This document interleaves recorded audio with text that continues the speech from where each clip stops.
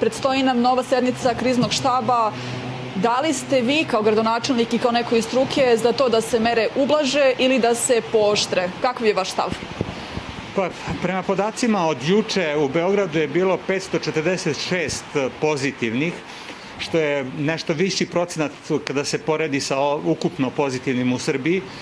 Moje mišljenje, s obzirom da je stav i evropskih zemalja da do 31. januara se ne dođe do značajnijeg popuštanja. Mislim da je u ovom trenutku ova mera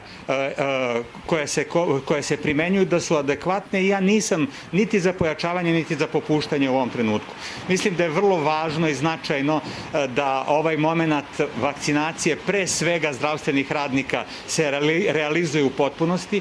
Ja sam vrlo zabrinut zbog iscrpljenosti. Zdravstveni radnici su jako iscrpljeni ovih 10 meseci.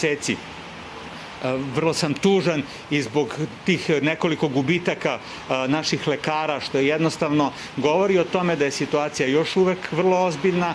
Važno je da ne samo lekari i medicinsko osoblje budu heroji, da i mi taj naš herojski doprinos damo time što ćemo se pridržavati mera i na taj način, dok se oni vakcinišu, i ta celokupna situacija će biti nešto malo bolja u smislu relaksacije, tako da do tada ne bih žurio sa relaksacijom tih mera.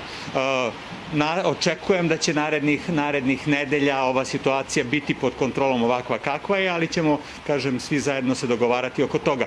Koristim još jednom priliku da skrenem pažnju građanima da ove niske temperature dovode i do toga da se povećava broj respiratornih infekcija. Tako da je i to razlog više da vode računa o svom zdravlju i još jednom ih molim i apelujem da i na taj način obrate pažnju na svoje zdravlje uz sve ove preventivne mere o kojima već danima govorimo što se tiče korone i da će zajedno jedna i druga stvar nam pomoći da se i dalje borimo i izborimo sa ovom teškom situacijom.